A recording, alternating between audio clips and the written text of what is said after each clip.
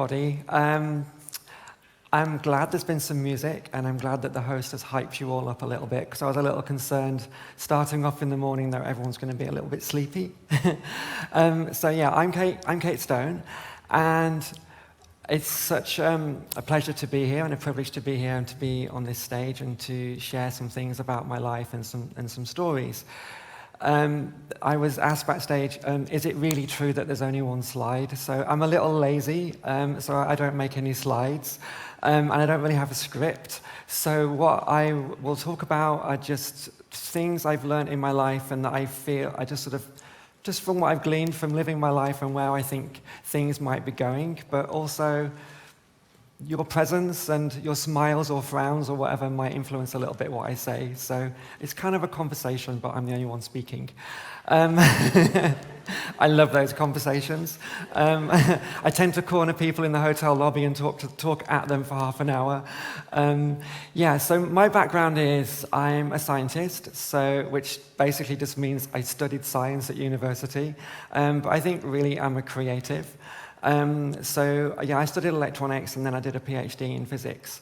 And really more of my background is also, I think as a child, I just remember I was just fascinated with trying to create experiences or things in my bedroom. One of my memories is hiding little switches and speakers and microphones in my bedroom, in the wardrobe, running the wires under the carpet, and then maybe crawling into the loft space, speaking through a microphone, calling my siblings into the bedroom and confusing them as to why my voice is coming out of a bookcase. I also remember taking one of my dad's favorite books, which was Captain Hornblower, and I'm very ashamed to say I carved the inside of the book out. I bought from the back of a magazine a radio transmitter. I hid it in the book, and placed the book next to my parents, crept off to my bedroom, tuned in the radio. I realized that unhearing is more difficult than hearing, so so yeah, be careful what you wish for. So I guess I've kind of like always just been fascinated with just creating experiences for people, and not really about the technology, but I'm curious about technology as to how I can use it to create those experiences. So what I ended up doing is just exploring what you can do with printing, what you can do with conductive inks, and I don't know, maybe 15 to 20 years ago, I bought a huge printing press, no clue what I was doing, and managed to put some conductive inks in there and started to make paper that you could touch that would then play some sounds, because I combined it with some of the similar electronics I was playing with when a child. So I brought a few of those things with me, and I will try and show you the types of things we do. Yeah, so just bear with me if I have to come over here and find things. So this is what we do. We print conductive ink like this onto paper, and that creates the sensors. And then we stick a little bit of electronics on that sends signals through the ink, so it's pushing electrons backwards and forwards through the ink. And then when you touch it from the other side, it's a little bit like touching a smartphone screen. It knows where you've touched it. And then, oops, we put some graphics on, and let me see if I can get this to work. You can, and I love making music remixes, so you can touch it in different places and create a little remix. I'm not a musician, but I pretend that I am.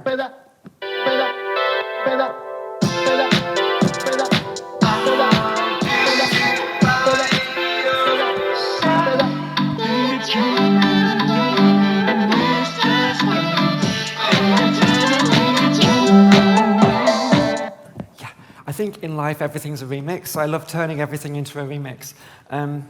I may regret this, but I might pass this around. So try not to be too disruptive, because someone's giving a talk at the moment. Let's see what else. This was a really fun project my colleagues and I did for Capital One Bank in the US. We did a Bluetooth version of this. So in the bank, They turned the bank into a cafe. Like, it seems that most banks have become cafes in the US. I don't know how it is here. I went to my bank recently to get some money, and they said they have no money. All they can offer me is a coffee.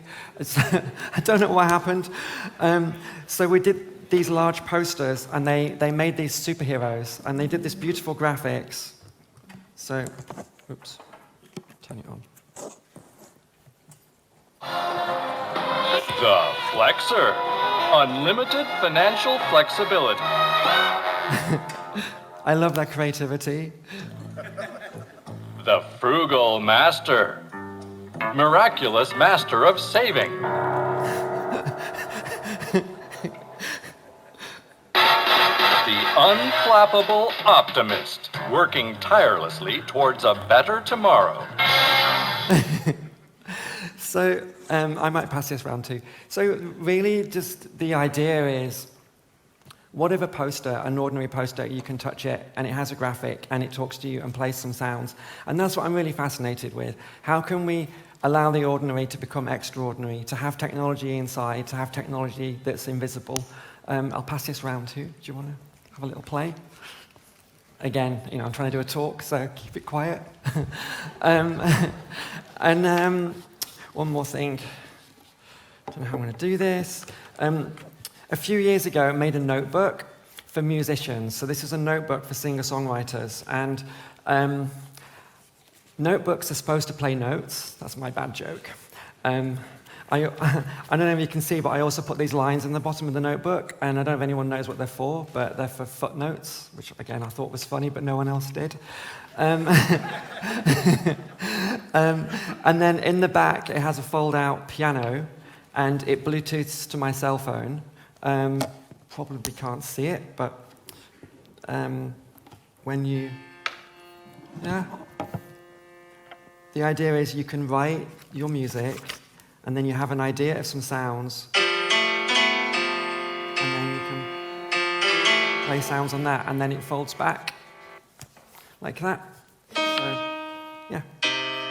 This is the point where I wish I could play piano. I don't know if anyone ever saw the film Green Card. I've had that scenario a few times where I've had the piano put in front of me and expected to play it, and then I have absolutely no clue. Yeah. Right, I'll put that away. I'll pass this around as well. You can have a little look. Please give it me back. Yeah, so I'm just going to turn that off. Just bear with me a second. Let's get my notes.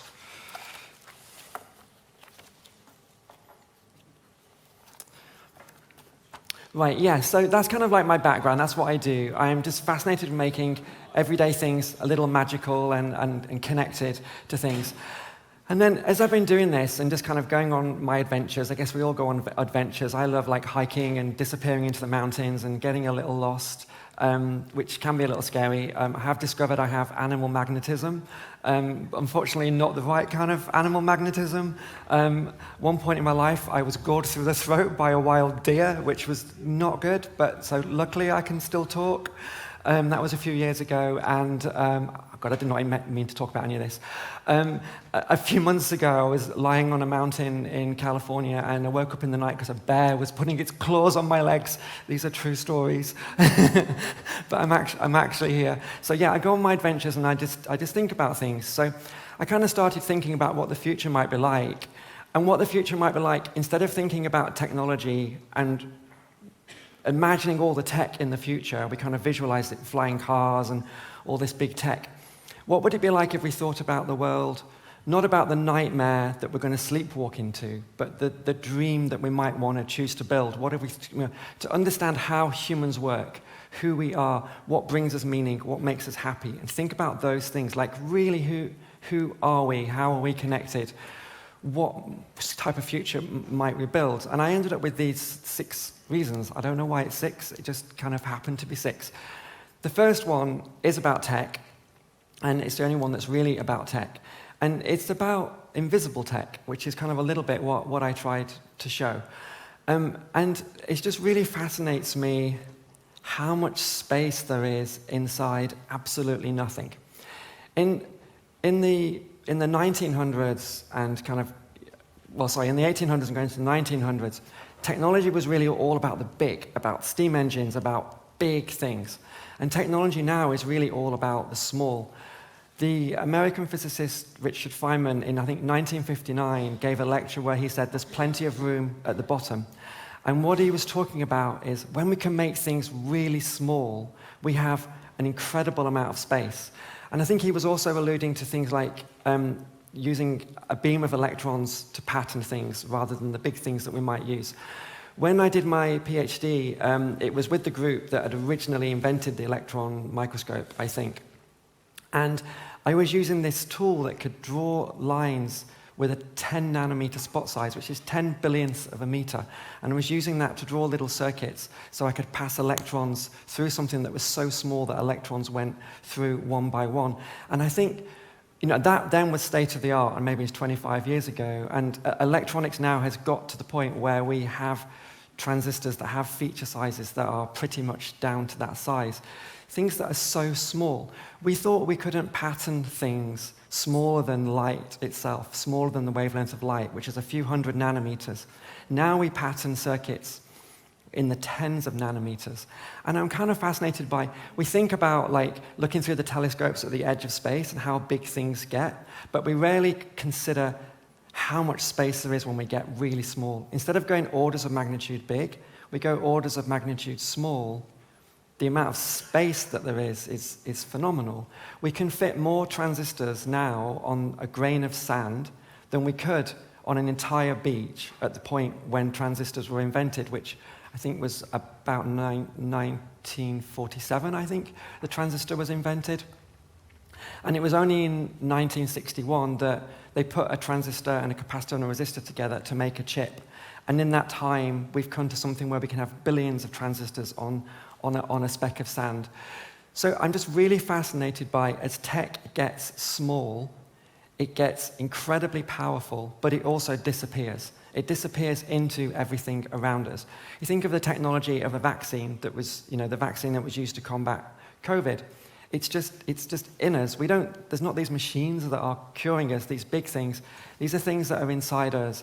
And so I kind of just imagine that in the future, technology will be so small that it's just gone. You can't see it. You can walk into a room, cast a spell, touch something, it talks to you, kind of the world that Mary Poppins might have created.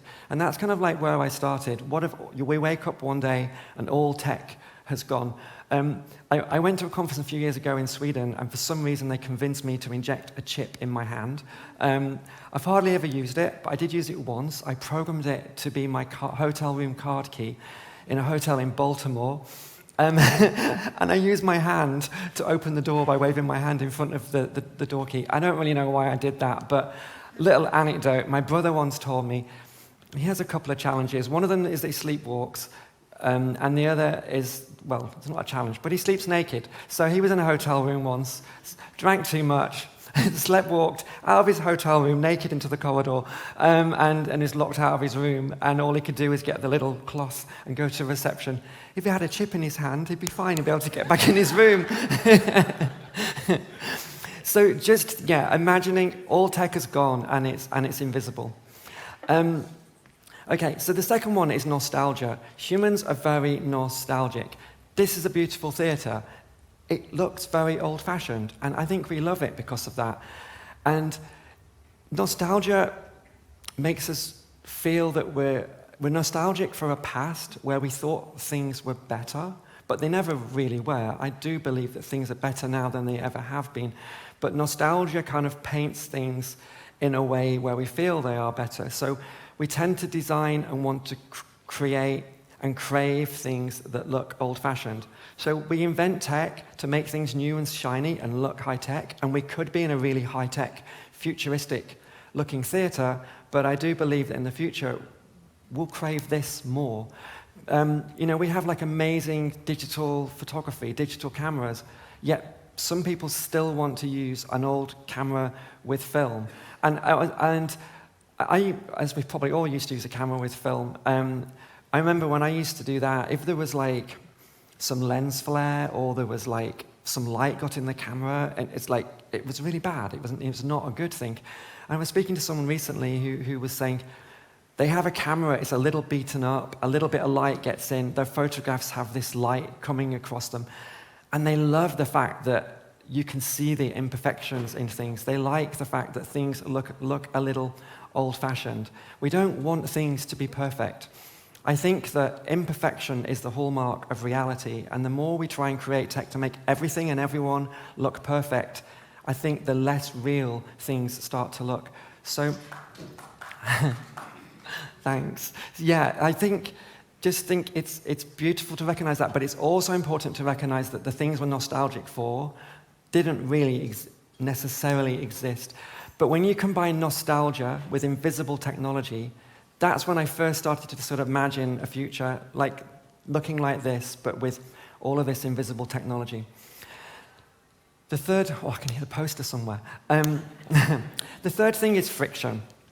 And we often tend to say we want to remove the friction from a user's journey in something we might create. But I think friction is actually really important. And we think about the journey of technology has been about removing friction from our lives. So from the very beginning, how to recreate fire, a wheel, a plow, a printing press, a telephone, transportation. All of these things are about making our lives easier, amplifying our strengths, and keeping us safe. But the more technology we've added and the more we've removed our need to do things, the more we've removed our sense of agency, our sense of purpose. And I believe that friction is actually really important. Friction is what makes every moment meaningful, mindful, and memorable. When you actually have to do something, when you actually have to peel some vegetables, prepare some food, chop some wood, walk somewhere, you have to actually physically do something. It slows you down, it brings you into the moment. The thing that you do, you start to think about why you're doing it, and so it brings meaning to that. And the fact that you've had to do that makes it memorable.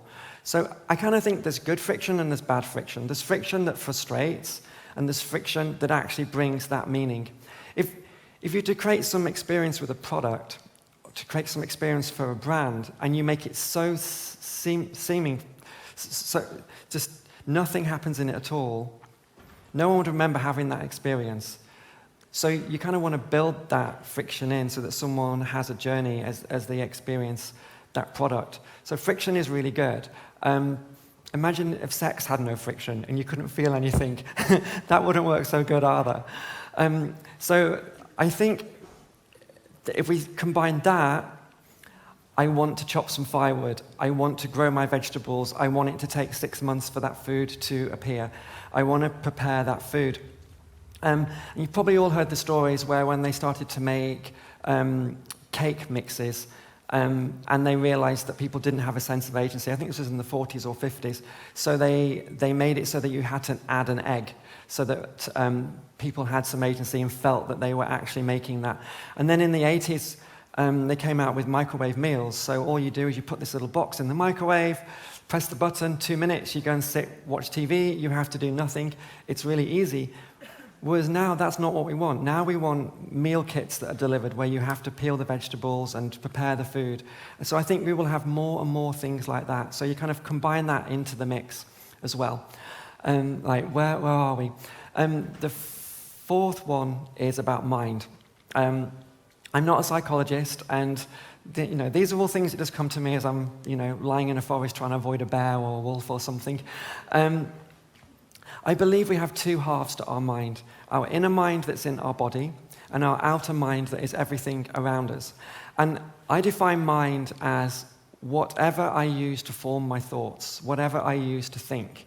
So my brain's kind of the organ that does the computing, but what I use to think, if we were to say to someone, for example, where do you have your best ideas?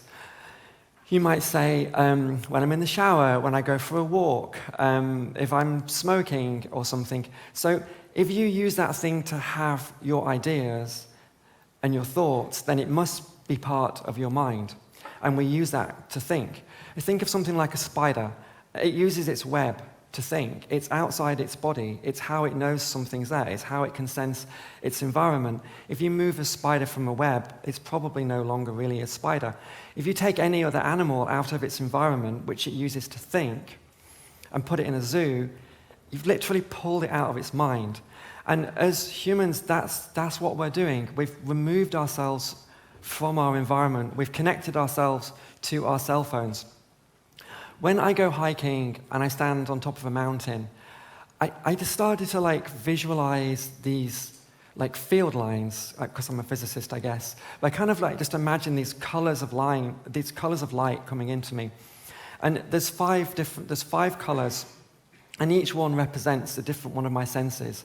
So whatever I can see, it's just bringing in that data. Wherever I place my attention, that data's coming into me. Feeling the wind blow over me, feeling the temperature, hearing the sounds of the wind, or hearing some of the animals. All of that information comes into me, and those lines are what connect my inner mind to my outer mind. If I sleep under the stars, which I did recently on a mountain, which was amazing, actually just before I came on this trip, and see the Milky Way, I'm connecting myself to the Milky Way, and that information is coming into me. And so my mind now stretches as far as the Milky Way. Our mind is everywhere we've been, everyone we've met, everything we've seen, everything we've done. It's how we form our thoughts. That's why we say when we travel, we expand our mind, because we push the physical boundary of where we are and where we can form our thoughts. If we would start to realize that our environment is our mind and it's how we think, I do believe we might design things differently. We might design a workplace differently. We might design a product differently, a school or a prison. We put people in a prison and expect them to come out without a criminal mindset. It's just fucking crazy. Because our environment is like a set. It is a mindset, like a stage set. And it's how we form our thoughts. So I do think that whenever any of us design anything, any experience, any product, any journey, we are mind surgeons. We are designing the insides of people's minds. And if we understood that when we created anything, I think we would build a very different future. A future where we just recognize how we are all connected. Everything I'm saying is connected to you. You are all part of me, I'm all part of you, because all of our minds overlap. And understanding that, I think, would enable us to create a very different world. Okay, I have two more, and I will try and be quick. The fifth one is resourcefulness. Actually, I'm just going to drink some water before I actually can no longer speak. So bear with me. You can chat amongst yourselves, it's fine.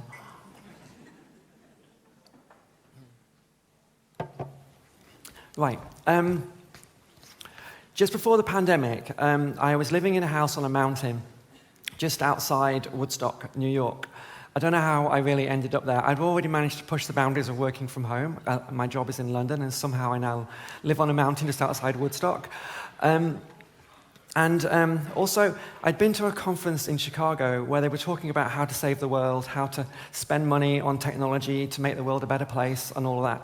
And we'd all flown there, and they were serving breakfast on plastic things, in plastic cups, from tubs of coffee, in plastic, from Dunkin' Donuts. And I have plant-based food, and there was no plant-based options, and it just really fucking pissed me off. And I just thought, how can we be at something where we're about trying to make the world better? No one can be bothered to even attempt some plant-based thing or give me at least an option. I don't care what anyone else does, but at least at an event like this, serving food on plastic, and at the end of the day, I helped clear up and threw all this stuff in the trash.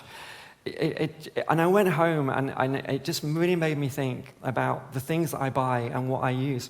So I consulted what I call my kitchen oracle, which is the trash can in the kitchen, dug through and looked at everything that was in there, and I saw plastic tubs for salad, and plastic bags for bread, and plastic cartons for milk. And so what I decided to do is to try and change my diet to reduce my waste, kind of like a play on words.